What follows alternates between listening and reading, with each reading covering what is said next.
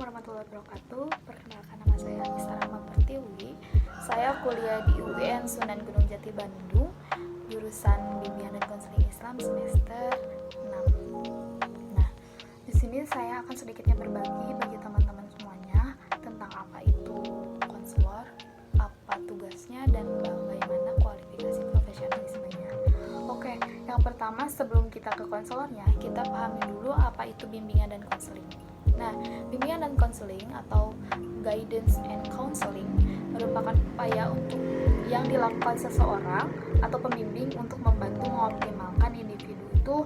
Nah, bimbingan itu merupakan bagian dari program pendidikan ataupun secara keseluruhannya atau yang lain-lain yang membantu mengembangkan kesempatan yang dimiliki seorang individu dan pemberian layanan secara khusus di mana layanan yang diberikan setiap individu itu dapat berkembang secara optimal melalui kemampuannya dan kapasitasnya secara bebas gitu.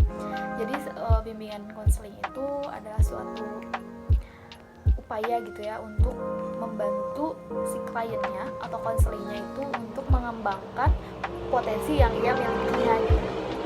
Nah, itu jadi dalam bimbingan konseling itu ada konseli dan konselor. Nah, konselor itu sebagai pembimbingnya dan konseli itu sebagai yang dibimbingnya gitu.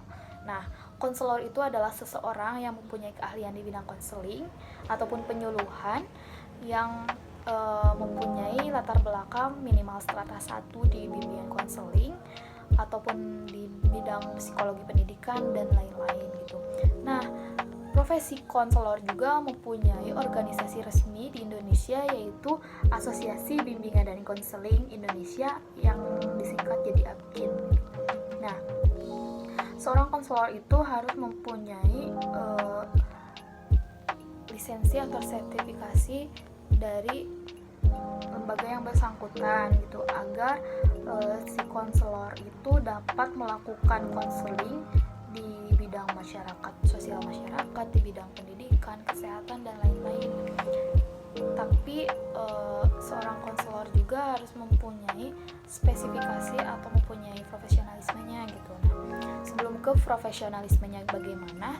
Nah, apa sih tugas seorang konselor itu? Nah, tugas seorang konselor itu secara umumnya itu memberikan informasi atau membantu seorang klien atau konselingnya untuk berkembang secara optimal sesuai dengan kapasitasnya, sesuai dengan kemampuannya masing-masing. Jadi bisa disebut misalnya seorang konselingnya atau kliennya mempunyai kekurangan percaya dirinya gitu. Jadi si konselor itu membantu si konselingnya untuk lebih percaya diri. Secara singkatnya seperti itulah contohnya. Nah, misalnya kalau di bidang pendidikan, seorang guru BK itu membantu siswanya untuk melakukan atau untuk membantu berkembang dengan baik. Nah, untuk membantu dalam kesulitan belajarnya apa gitu. Jadi seorang guru BK juga harus seperti itu gitu, harus mempunyai itu. Nah, gitu. Nah, lalu apa kualifikasi seorang konselor gitu?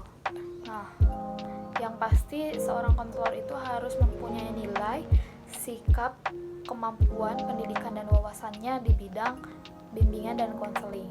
Yang selanjutnya memperoleh pengakuan atas kemampuannya dan kewenangannya sebagai konselor. Yang ketiga itu mempunyai nilai sikap yang dapat mengembangkan dirinya sendiri dulu terlebih dahulu, menguasai dirinya gitu. Jadi sebelum kita memberi bantuan kepada klien, kita juga harus sadar terhadap diri kita sendiri gitu. Nah, mempunyai sikap-sikap sederhana, terhormat, jujur, dapat dipercaya, tertib, sabar, menepati janji, dan lain-lain. Karena kita akan membantu seorang klien, jadi kita harus mempunyai kualifikasi, kita harus sabar dalam hal apapun gitu yang bakalan terjadi di konseling itu, di proses konseling itu.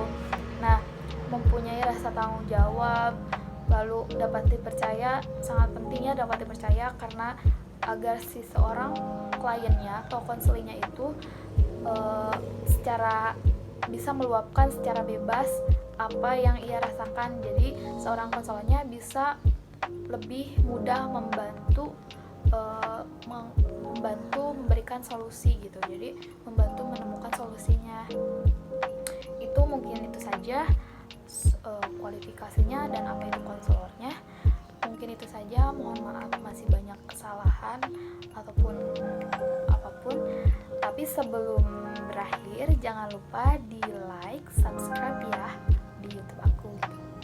Oke, terima kasih atas perhatiannya. Assalamualaikum warahmatullahi wabarakatuh.